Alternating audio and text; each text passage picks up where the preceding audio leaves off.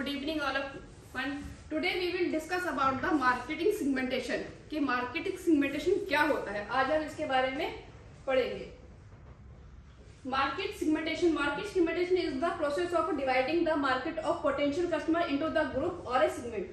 जो marketing segmentation होता है वो हम क्या करते हैं, जो हमारी मार्केट होती है उसको हम ग्रुप में डिवाइड करते हैं कि हमारी जो प्रेफर्ड जो कस्टमर है उनको हम डिवाइड करते हैं अलग अलग डिवाइडेड भागों में कि हमें जो हम नया प्रोडक्ट लेके आ रहे हैं वो कौन से कस्टमरों के लिए है. उसका होता है जो हम उसमें एनालाइजिंग करते हैं उसको हम बोलते हैं मार्केटिंग सेगमेंटेशन. आज हम इसके बारे में पढ़ेंगे. Marketing segmentation has a several step to need to be follow. अगर हमें मार्केटिंग सेगमेंटेशन के बारे में पढ़ना है तो हमें ये फॉलोइंग चीजें हैं जो हमें इसे फॉलो करनी पड़ेगी. First of all, find your customer according to what they need and want. सबसे पहले हमें मार्केटिंग सेगमेंटेशन में ये करना पड़ता है कि जो हमारे कस्टमर है उनके अकॉर्डिंग हमें प्रोडक्ट को लाना पड़ता है कि उनकी नीड क्या है, उनकी जरूरतें क्या है. Analyse there uses, pattern, like, dislike, lifestyle and demographic. उसके बाद हमें जो हमारा प्रोडक्ट ला रहे हैं उसमें हम क्या करते हैं, कस्टमरों की लाइक क्या है, डिसलाइक क्या है, उनका लाइफस्टाइल क्या है, पूरा जो प्रोसेस है मैं आगे आपको समझाऊंगी उसमें क्या क्या प्रोसेस होते हैं. Note the growth of potential of the your market as well you competition and the potential risk they have represent your company. जो मार्केट का जो पोटेंशियल होता है, एक तरह से हम जो भी प्रोडक्ट लाते हैं वो हमारी एक कंपनी को रिप्रेजेंट करता है. इसीलिए हमें मार्केटिंग सेगमेंटेशन करना बहुत जरूरी है. उसके एनालाइजिंग के लिए हम potential profit of market segment, जिससे हमें ये पता चलता है कि हमारे कोई प्रोडक्ट ला रहे हैं तो उसको हमें कितना प्रॉफिट हमें मिलेगा. From your prices and design market program, ये सारी चीजें हमारी मार्केटिंग सेगमेंटेशन के अंदर आती है. Explore the entire market and potential expenses opportunities.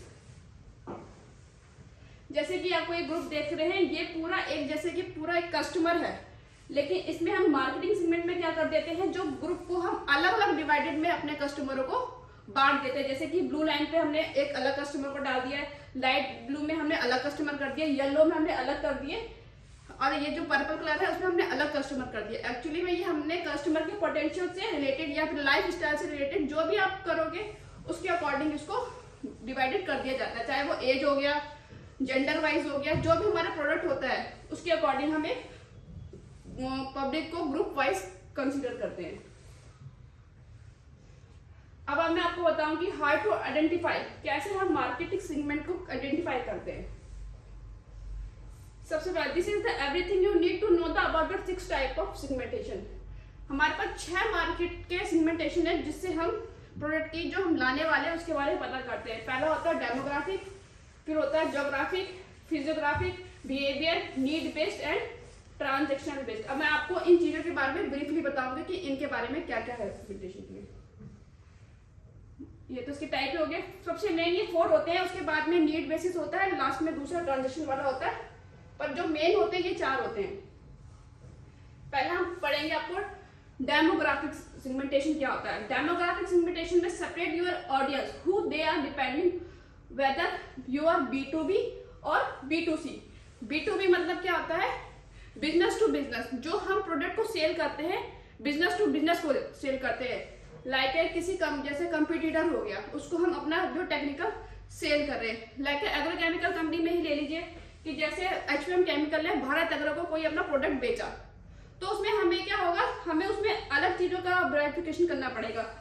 Second होता है B2C, मतलब कि बिजनेस टू कस्टमर, जो हम डायरेक्टली कस्टमर को सेल करते हैं. उसमें अलग अलग होता है. B2C डेमोग्राफिक में हम क्या क्या इंक्लूड करते हैं, age, gender, occupation, income, family status और एजुकेशन. जो हम प्रोडक्ट लेके आ रहे हैं, एज वाइज है, जेंडर वाइज है, ऑक्यूपेशन वाइज है, इनकम वाइज है, फैमिली है, ये B2B में हम करते हैं, जो हम डायरेक्टली कस्टमर को सेल करते हैं. जैसे कोई कंपनी है परफ्यूम लेके आता है, तो उसमें वो क्या करेगा, जेंडर वाइज अपनी सेगमेंटेशन करेगा कि फीमेल्स कितनी है पूरे इंडिया में, जेंट्स कितने हैं, किड्स कितने. किड्स में वो इंक्लूड नहीं करेगा, फीमेल में वो परफ्यूम जो लेडीज परफ्यूम बनाएगा, जेंट्स में वो उसका करेगा. सेम होता है जब कोई कपड़ों का करता है, तो उसमें वो एज का करता है कि छोटे बच्चे कितने, किड्स वेयर कितना होगा, जेंट्स का कितना होगा, फीमेल का कितना होगा. उसी हिसाब से ये सारी चीजें अलग अलग, जैसे आपका बिजनेस होगा उसी हिसाब से जो सेगमेंटेशन होती है वो अलग अलग होता है. फैमिली स्टेटस भी होता है, जैसे किसी की ज्वेलरी की शॉप है तो उसमें हो जाएगा आपका इनकम का। उसमें हम डिवाइड करेंगे कि इनकम में कि किस बंदे की इनकम कितनी है। अगर उसकी इनकम पर मंथ 1 लाख के आसपास है तो वो अपने अंडर लेगा। जिसकी इनकम मंथली में 5,000 या 10,000 है तो वो उसको अपने नीचे रखेगा, क्योंकि उसकी जो है प्रायोरिटी उसी हिसाब से होगी। इस हिसाब से ये डेमोग्राफिक में हो जाता है। पहले हमने आपको पढ़ा था, उसमें था B2C, मतलब B2, अभी हमने पढ़ा था B2C जो हम करते हैं कस्टमर को सेल। उसके बाद आता है B2B जो हम बिजनेस टू बिजनेस करते हैं। दैट मीन्स कि हम किसी बिजनेस को सेल करें तो हमें उसमें हमारा लाइफस्टाइल भी हट जाता है, उसमें वही चीजें इंक्लूड नहीं होती, क्योंकि हमें पहले से उस कंपनी के बारे में सब कुछ पता है। हम सेल उसी कंपनी को करेंगे जो हमारी कंपटीटर है या फिर हम इसे रिप्रेजेंट करती है। तो उसमें क्या देखा जाता है, कंपनी का साइज कितना है, कि वो कंपनी कितने करोड़ की टर्नओवर कर रही है। सेकंड होता है इंडस्ट्री टाइप, कि वो कौन सी, हम वही कंपनी को उठाएंगे जो उसी इंडस्ट्री की है जिस इंडस्ट्री के हम है। नेक्स्ट है रोल, उस कंपनी का रोल क्या है। टाइम, इस पोजीशन, वो कितने टाइम से इस कंपनी इस मार्केट में है। तो ये सब चीजें देखी जाती है B2B में, मतलब कि बिजनेस टू बिजनेस में। तो demographic is the one of the most common segmentation type of use of market research. ये सबसे मेन है डेमोग्राफिक का, जिसमें हम उसकी एज देखी जाती है, कस्टमरों की लाइफस्टाइल, सब चीजें इसमें इंक्लूडेड हो जाता है उसमें सेगमेंटेशन करने के लिए, किसी को ग्रुप में डिवाइड करने के लिए। जैसे एक एग्जांपल से आपको दिखाती हूँ, जैसे मैंने अभी आपको बताया था, एक हाई लेवल ज्वेलरी जो स्टोर है वो सेगमेंटेशन किस बेस पे करेगी, वो करेगी इनकम बेस पे। वो अपने जो कस्टमर है वो इनकम बेस पे उसको एनालाइज करेगी कि इसकी इनकम इतनी है तो ये जो गोल्ड और सिल्वर का जो ये परचेज करेगी ज्यादा करेगी। जिनकी इनकम मतलब बहुत लो है, जो लो उसमें आते हैं, तो उसकी जो परचेजिंग की जो पावर होगी वो उस हिसाब से कम होगी। तो उस हिसाब से वो अपने कस्टमरों को डिवाइड करेगी। दूसरा होता है सॉफ्टवेयर एज ए सर्विस। जो कंपनी सॉफ्टवेयर प्रोवाइड करती है वो आईटी कंपनी को ही पकड़ेगी, क्योंकि वो उसी कंपनी को सिलेक्ट करेगी जहां पे आईटी का काम ज्यादा होता है। तो इसलिए सेगमेंटेशन में ये चीजें होती है। ये डेमोग्राफिक का बताया मैंने आपको, जिसमें हमें एज वाइज भी आ गया, यहाँ पे मेंशन कर दिया है। नेक्स्ट होता है geographic. Geographic segmentation split your audience depending where they are located. यहाँ पे जो होता है वो लोकेशन बेस पे होता है। For example quality, country, business, religion हो गया, सिटी हो गया, ये सारी चीजें इसमें इंक्लूड हो जाती है। ये बेसिकली होता है लोकेशन वाइज। जो कंपनी इसमें जैसे आपका आ गया कोई न्यूज़पेपर हो गया, जैसे किसी का बिजनेस न्यूज़पेपर का है, तो वो क्या करेगी, वो लोकेशन वाइज करेगी। जैसे कि हैदराबाद में वो जो लैंग्वेज चलाएगी वो तेलुगु लैंग्वेज का होगा, वहां पे जो सेगमेंटेशन वो होगा आपका कंट्री वाइज, मतलब कि कंट्री वाइज अलग चीज हो गई है। वो होगा स्टेट वाइज, कि हैदराबाद में मेरे जो न्यूज़पेपर चलेंगे वो इस लैंग्वेज के चलेंगे, और दिल्ली में मेरी जो लैंग्वेज है वो प्रॉपर होगी, हिंदी होगी, मुंबई में इंग्लिश होगी। वो इसी हिसाब से डिवाइडेड किया जाता है ज्योग्राफिक सेगमेंटेशन में। इसमें जो होता है लोकेशन हो गया, टाइम जोन हो गया, क्लाइमेट हो गया। जैसे एक आइसक्रीम सेलर है, वो जो करेगा वो क्लाइमेट सीजन पर बेस्ड रहेगा, उसका जो सेगमेंटेशन होगा। लैंग्वेजेस का हो गया, कल्चर प्रेफरेंस का हो गया। कई प्रोग्राम होते हैं जो कल्चर बेस्ड होते हैं, तो वो कल्चर पर अपना मार्केट का जो प्रेफरेंस रहेगा वो कल्चर बेस्ड पे रहेगा। अर्बन सिटी पे हो गया, जो मेट्रो सिटी हो गई है, रूरल सिटी हो गई है, उस बेस पे भी यहाँ पे सेगमेंटेशन होता है।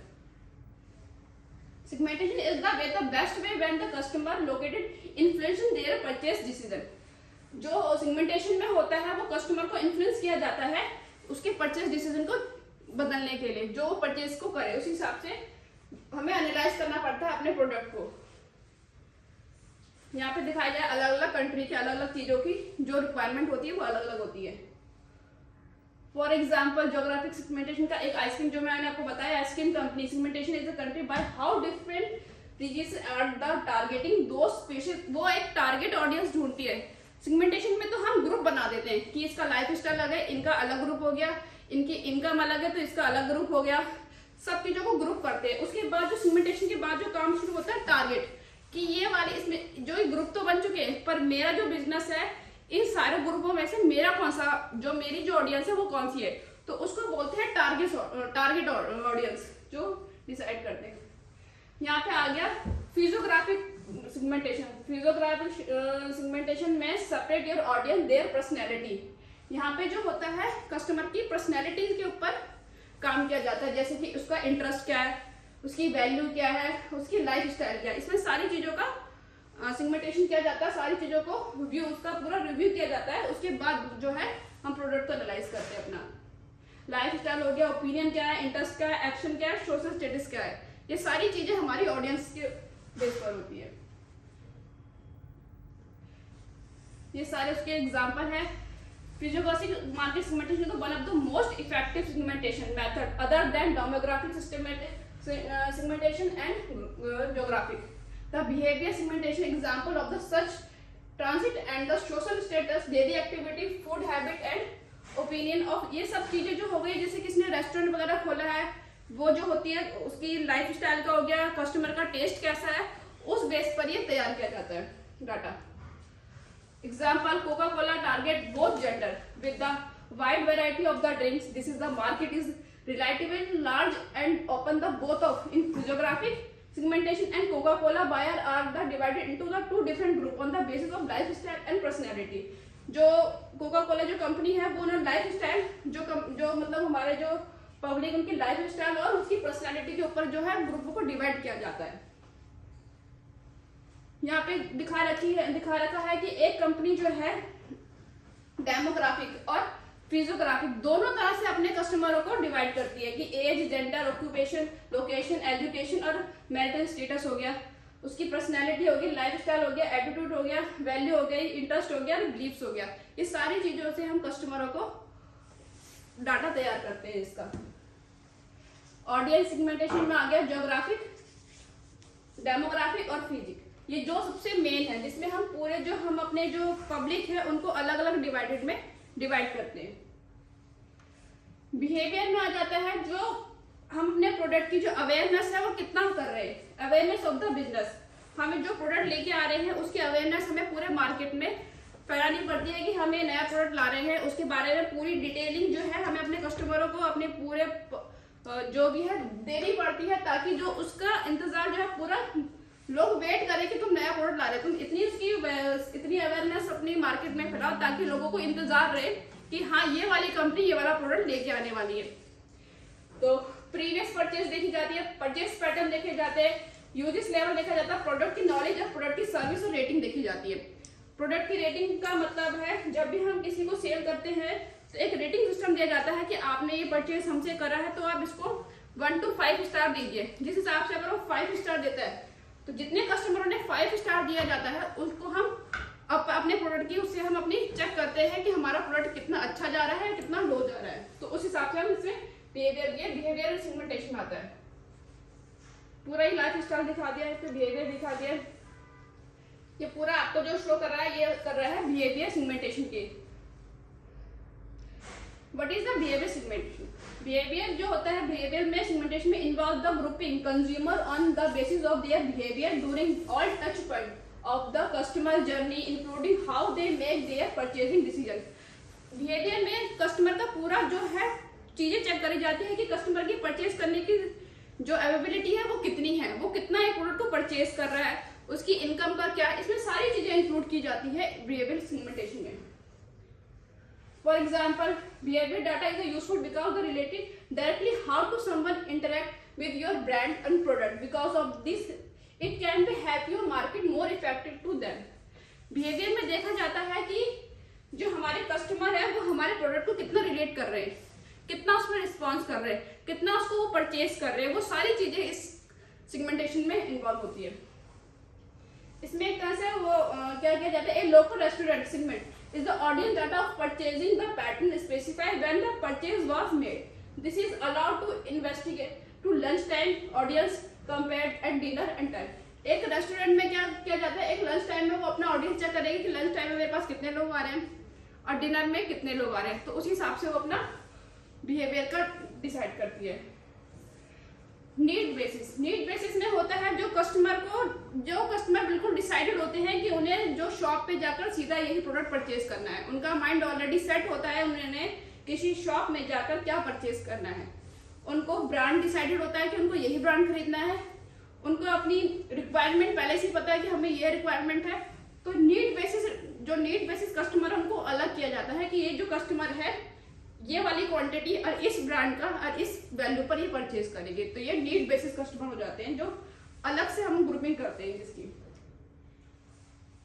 ये सारा नीड बेसिस या प्राइस, ये जो कस्टमर होते हैं नीड बेसिस में फोकस्ड होते हैं, क्वालिटी ब्रांड पे बिल्कुल इनका फोकस होता है, पार्टनरशिप पे फोकस्ड होता है और सर्विस फोकस सेगमेंटेड आ गया इसमें, ठीक है।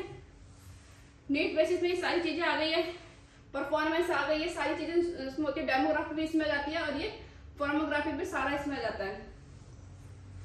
बिफोर सेगमेंट, जब हम सेगमेंट किसी भी मार्केट का अगर हम सेगमेंट नहीं करेंगे तो जो डाटा होगा हमारे पास ऐसा होगा, हमें पता नहीं होगा कि हमारा कौन सा कस्टमर क्या है, उसकी एज क्या है, उसका लाइफ स्टाइल क्या है, उसका इनकम क्या है, अगर हम सेगमेंटेशन नहीं करेंगे। लेकिन अगर हम पूरी मार्केट का सेगमेंटेशन करते हैं तो हमारे पास एक ऐसा डाटा तैयार होता है जिससे हमें ये पता चलता है कि हमारे जो हमारे कस्टमर है उसमें से कितने कस्टमर जो है अच्छी इनकम के हैं, कितने कस्टमर जो है हमारे प्रोडक्ट को बार बार परचेज कर रहे हैं, कितने ऐसे कस्टमर हैं जिनका इनकम सोर्स अच्छा है, जो हमारे प्रोडक्ट्स में इंटरेस्ट है लेने के लिए, जो बार बार हमारे प्रोडक्ट को परचेज कर रहे हैं। पूरा एक डाटा तैयार किया जाता है, जैसे कि हाई लेवल कस्टमर कौन सी हाई वैल्यू के प्रोडक्ट परचेज कर रहा है, कौन लो प्रोडक्ट की वैल्यू परचेज कर रहा है, कौन ईयरली कितना बिजनेस कर रहा है। That means all are segmentation, जो हम किसी भी प्रोडक्ट को करने के लिए करते हैं, पूरा मार्केट का एक सेगमेंटेशन तैयार करना। ये पूरा उसको एग्जांपल दे रखा है, एक फूड मैन्युफैक्चर सेगमेंटेशन में audience by those who purchase the, पूरा यहाँ पे दिखाया गया हुआ है कि एक प्रोडक्ट जो परचेज किया जाता है या फिर कोई फूड कंपनी है वो कैसी वैरायटी बनाती है अपने कस्टमर को अपने साथ इन्फ्लुएंस करने के लिए या उनको अपनी तरफ फोकस करने के लिए कि हम जो प्रोडक्ट लेके आ रहे हैं वो किस तरह का है, उसमें हम सारी चीजें इसमें एग्जाम्पल में आती है। ये सारा नीड बेसिस सेगमेंटेशन है। ट्रांजैक्शन RFM में आपको बताया जाएगा recency, how transaction segment are RFM modelling the look at the spending pattern of your customer to identify who your most valuable customer are, group them and behaviour. RFM का मतलब होता है जो transaction, इसमें सीधा ट्रांजैक्शनल एंट्रियां होती है सीधी सीधी कि कौन से रीजेंसी, मतलब who recently a customer purchase from your business. एक डाटा ऐसा तैयार किया जाएगा RFM में, RFM की फुल फॉर्म ही है Regency, frequency and monetary. Regency मतलब ऐसे कितने कस्टमर है आपके जो अभी न्यूली परचेज करे हैं आपके प्रोडक्ट को, उनका एक अलग डाटा तैयार करा जाता है कि हमारे कितने न्यू कस्टमर हैं जिन्होंने अभी मतलब फर्स्ट टाइम हमारे प्रोडक्ट को परचेज किया है। नेक्स्ट आता है frequency, how often they purchase from you. उसने दूसरे आते हैं वो कस्टमर जो फ्रिक्वेंटली आपसे परचेज कर रहे हैं, तो उनका एक डाटा अलग तैयार करा जाता है कि ये जो कस्टमर है ये हमसे मैक्सिमम बार मटेरियल को परचेज कर रहे हैं, ये कस्टमर जो है हमारे पास बार बार आ रहे हैं, तो इसका एक अलग डाटा, इसकी एक अलग ग्रुपिंग की जाती है। दूसरा होता है monetary, how much they spend, मतलब कौन सा ऐसा कस्टमर है जो कितनी अपनी इनकम का कितना वो परसेंटेज हमारे बिजनेस में लगा सकता है। इस ट्रांजैक्शन एंट्री में सब चीजें जो होती है वो ट्रांजैक्शन बेसिस पे होती है, मतलब इसका डाटा कोई अजम्पशन के बेस पे नहीं है, एक्चुअल डाटा जो आपकी कंपनी के पास है वो डाटा तैयार किया जाता है RFM में, मतलब कि रेजेंसी, फ्रीक्वेंसी एंड मॉनेटरी। दिखा दिया यहाँ पे time since last order last engage with the product. Regency में वही चेक किया था कि भैया कौन सा ऐसा कस्टमर है जिसने लास्ट बार परचेज किया था, फर्स्ट टाइम किया था, वो एक कस्टमर का लिस्ट अलग निकाली जाती है। दूसरा है फ्रीक्वेंसी में कि ऐसे टोटल कितने कस्टमर हैं जिनकी फ्रिक्वेंटली हमारे पास बार बार आ रहे हैं, जिनकी रिक्वायरमेंट, जिनके परचेज ऑर्डर, जिनके सेल्स ऑर्डर हमारे पास बार बार परचेज हो रहे हैं। दूसरा है मॉनेटरी कि एक एवरेज वैल्यू निकाली जाती है कि इस वाले कस्टमर का पोटेंशियल कितना है, इस वाले कस्टमर का कितना पोटेंशियल है, वो कितना अपनी इनकम का कितना परसेंटेज वो हमारे बिजनेस में लगाना चाहते हैं, कितना परसेंटेज वो हमारे प्रोडक्ट को परचेज करने में दे रहे हैं। सारा वही हो गया, ये फ्रेशनेस हो गया, ये फ्रिक्वेंसी हो गया, ये विलिंगनेस हो गया। इससे भी क्लियर हो रहा है कि फ्रेश मतलब कि कितने कस्टमर जो है फ्रेश जो हमसे नए जुड़े हैं। फ्रिक्वेंसी में हो गया कितने कस्टमर हमारे पास बार बार जुड़ रहे हैं। नेक्स्ट हो गया विलिंगनेस कि कितना, कौन से ऐसे हैं जो हमारे प्रोडक्ट को विलिंग मतलब खरीदने की वो रखते हैं। सारी चीजें इसमें ट्रांजैक्शन वैल्यू, सारी जो ट्रांजैक्शन होती है रिकॉर्डेड होती है और ट्रांजैक्शन होती है जो हमारे सिस्टम में होती है। ये भी बहुत जरूरी है किसी भी कंपनी के लिए अपनी RFM को गाइड करना, किसी भी प्रोडक्ट को लाने के लिए या अपनी कंपनी को, अपने कस्टमर को पहचानने के लिए किसी भी कंपनी को RFM जरूर करना चाहिए, देखने के लिए कि उसके कितने कस्टमर ऐसे हैं जो इन तीनों डिवाइडेड होते हैं। इसका एग्जांपल भी हो गया पूरा यहाँ पे दिखाया गया। एक cloth chain want to rearrange their loyalty card. एक कपड़ों की जो शॉप होती है वो अपना कार्ड में कपड़ों के साथ एक कार्ड देती है, वारंटी जो कार्ड में रहता है। जितने कार्ड आप हमारे पास वापस लेके आओगे उसमें एक कूपन दिया जाता है या गिफ्ट दिया जाता है। आप इतने कूपन हमारे पास लेके आओगे तो आपको कुछ गिफ्ट ऑफर दिए जाएंगे। तो वो ये चेक करने के लिए किया जाता है कि कस्टमर हमारे पास ज्यादा बार आए या फिर उनकी फ्रिक्वेंसी बढ़े। ऐसे ऑफर दिए जाते हैं अपने प्रोडक्ट के साथ या अपने किसी भी कोई भी कुछ परचेस करे ताकि कस्टमर उस शॉप में दोबारा जाएगा। अगर उसको कुछ एडिशनल बेनिफिट अगर हम अलग से देंगे तो उसकी फ्रिक्वेंसी अपने आप बढ़ेगी, वो अपने आप उस शॉप में जाएगा जहाँ पे उसको थोड़ा बहुत अपने अलग से कुछ प्रॉफिट मिलता है। तो इसमें ये वाला हो गया सिस्टम। तो ये दिखा दिया रेजेंसी, फ्रिक्वेंसी एंड मॉनिटरी। ये RFM model has been used for, ये काफी टाइम से चला आ रहा है किसी कंपनी में ये वाला प्रोग्राम कि RFM हमें अप्लाई करना चाहिए, अपना एक डाटा तैयार करना चाहिए इस चीज के लिए कि हमारे कितने कस्टमर नए हैं, कितनों की फ्रिक्वेंटली ज्यादा है या कितने हमारे पोटेंशियल कस्टमर है जो हमारी कंपनी में ज्यादा इन्वेस्ट कर रहे हैं। RM टूल का पूरा ये प्रोग्राम बनाया गया है। RFM stand from the recency, frequency and monetary value. There are 3 variable used to behaviour segmentation.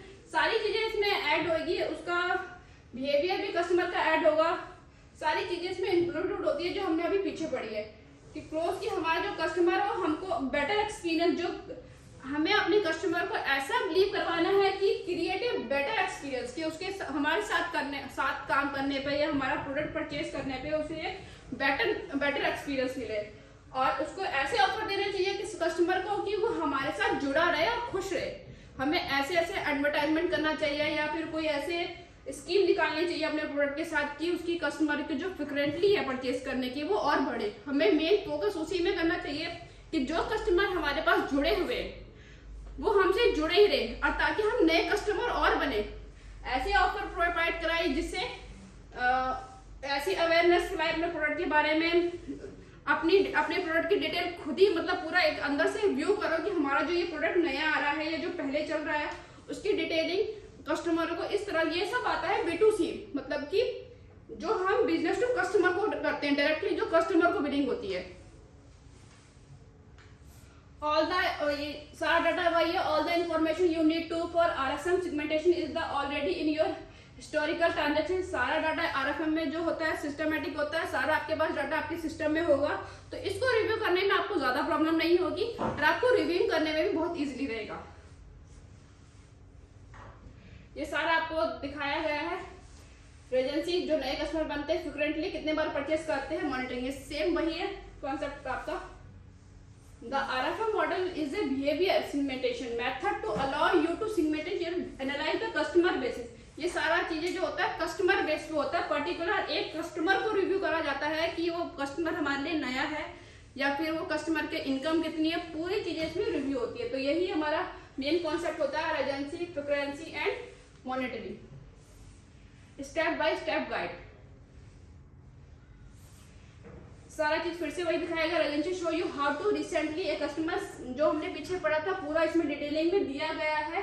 पूरा हम जब भी कोई प्रोडक्ट बनाते हैं कस्टमर को हम देते हैं, जैसे कि फ्लिपकार्ट की सर्विस होती है, जब कोई डिलीवरी हमें सामान दिया जाता है तो वो भी कहता है कि मैडम आपकी डिलीवरी हो चुकी है, आप मुझे 5 पॉइंट दीजिए, मेरे को 4 पॉइंट दीजिए। क्योंकि वो डिलीवरी जो होती है, जो कंपनी है वो चेक करती है कि कितने कस्टमर हमसे हैप्पी है, कितने अनहैप्पी है। वो पूरा एक डाटा तैयार करती है जो डिलीवरी कंपनी होती है। Amazon हो गया, फ्लिपकार्ट हो गया, ऐसे सर्विस प्रोवाइडर करते हैं। हम कस्टमर को एक देते हैं कि वो खुद मतलब हमें पॉइंट दे। ये करना चाहिए, अच्छी चीज है कि कस्टमर हमको पॉइंट करे कि आपका जो ये प्रोडक्ट आया है इसको हम कितने रेटिंग स्टार देते हैं।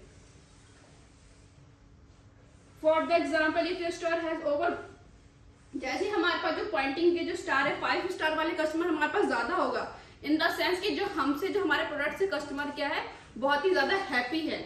अगर वही स्टार करते करते 4 पे आ जाए तो हमें एक अवेयरनेस होनी चाहिए 4 पर क्यों आया, आखिर ऐसी क्या चीज हमसे हुई है जो हमारा जो रिव्यू है वो 4 से मतलब 5 से 4 हो गया है।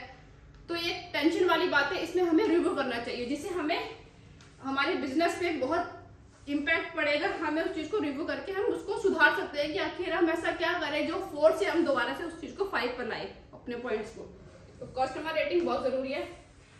ये सेगमेंटेशन की मार्केटिंग का जो हमने पढ़ा उसकी डेफिनेशन फिर से आगे, differentiating your product and marketing effort to meet the need, जो जरूरतें हैं उसके साथ हमें मैच करना चाहिए। Segmentation that apply the marketing concept and marketing segmentation. Primary character यहाँ पे दिखाए गए हैं बिजनेस मार्केट और कंज्यूमर मार्केट में। बिजनेस मार्केट में इंडस्ट्रियल का साइज जो मैंने आपको बताया था, B2B, B में और B2C में क्या क्या डिफरेंस है। इसमें ऑर्गेनाइजेशन देखा जाता है, स्ट्रक्चर देखा जाता है, लोकेशन, साइज और इंडस्ट्री। इसमें एज, इनकम, एजुकेशन, प्रोफेशनल और लाइफ स्टाइल। जैसे एक एग्रोकेमिकल कंपनी है वो फोकस कहाँ करेगी जहाँ पर फार्मर ज्यादा होंगे, ना कि किसी ऐसे एरिया पे जहाँ पर हमारे जो पोटेंशियल जो हम देखेंगे कि हमारे जो कस्टमर है उस हमारी पूरी पब्लिक में ऐसे कितने कस्टमर है जो फार्मिंग करते हैं, जो हमारा प्रोडक्ट हम सेल करेंगे। इसी तरह से अलग अलग चीजों की अलग अलग ब्रांडिंग के अलग अलग कस्टमर होते हैं। हर एक प्रोडक्ट का जो हम कोई भी कंपनी बनाती है उसका जो कस्टमर होते हैं वो हमेशा अलग होते हैं। जब बच्चों के कपड़े बन रहे हैं तो वो बड़े नहीं पहनेंगे, वो छोटे ही पहनेंगे, तो उनका सेगमेंट अलग होगा कि यहाँ पे पूरे ऑल ओवर इंडिया में कितने बच्चे हैं, उसकी काउंटिंग अलग होगी, उनका डाटा एक अलग तैयार किया जाएगा। ये मैक्रो सेगमेंट आ गया। फर्स्ट स्टेज आ गई इंडस्ट्रियल एप्लीकेशन, पंप साइज देखी जाती है, मैक्रो में देखी जाती है। Second stage final cut, different customer need, want, value with macro segment में करा जाता है। Segmentation in action, we segment our customer by letter, volume by postage, volume by the type of equipment they use. We are segmentation, we are they are less equipment. हमें जो है अपनी जो segmentation करनी चाहिए वो based on the knowledge. We target our marketing message, fine tune our sales tactic and learn which benefit appeal to the which customer and zero in the key of decision. Mark a company. STP marketing model. सबसे पहले हमने पढ़ा कि segmentation क्या होती है। सबसे पहले हम तैयार करते हैं कि segmentation क्या है। हम मतलब ग्रुपिंग करते हैं, जो हमारे कस्टमर है या जो पूरी पब्लिक है उनको हम ग्रुप में डिवाइड करते हैं, कितने बच्चे हैं, कितने इसमें फीमेल है, कितने इसमें जेंट्स है। उसके बाद होता है एज, कि इसमें से 1 से लेकर 10 तक के एज के बच्चे कितने हैं, 15 से 20 तक के बच्चे कितने हैं, और फिर ऐसे करके एज में होता है। इस तरह से पहले सेगमेंटेशन तैयार करके आती है। फिर करके आती है टारगेटिंग, कि हम जो प्रोडक्ट ला रहे हैं वो किस लाइफ स्टाइल के लिए, किस बच्चों, मतलब कौन सी एज ग्रुप के लिए है, या फिर किस मार्केट के लिए है, किस एज ग्रुप के लिए है, किस इनकम बेस के लिए है, वहां पे होती है टारगेटिंग। जब हम टारगेटिंग डिसाइड करते हैं कि हाँ जो हम चीज ला रहे हैं ये केवल इसी एज ग्रुप के लिए है और इसी इनकम वालों के लिए है, उसके बाद हम पोजीशन, उस मार्केट में अपनी पोजीशन बनाते हैं। That means STP marketing model. Segmentation business, identify the segmentation base of the segmentation of the market, develop the profile and research the segmentation. Targeting में हम करते हैं जो सेगमेंटेशन में तो हम सिर्फ ग्रुप बनाते हैं, टारगेटिंग में हम अपने कस्टमर को टारगेट करते हैं कि ये वाले कस्टमर हमारे प्रोडक्ट के लिए डिसाइड करते हैं पोजीशन के। उसके बाद हम उस जहां हमने टारगेट बनाया है कस्टमर को, उसके बाद हम वहाँ पे अपनी पोजीशन बनाते हैं अपने प्रोडक्ट की, अपने बिजनेस की। तो ये सारा हमारा STP पोजीशन आ गई यहाँ पे पूरी। उसके बाद overview of method of STP पूरा मेंशन कर दिया, आपको यहाँ पे क्लियर बता दिया कि STP का मतलब है पहले सेगमेंटेशन को ग्रुप बनाना, उसके बाद टारगेट करना, फिर वहाँ पे उस टारगेट जो हमने ऑडियंस टारगेट करी है उसकी वहाँ पे पोजीशन बनाना। तो यहाँ पे आपका क्लियर होता है STP। Now thank you all of you.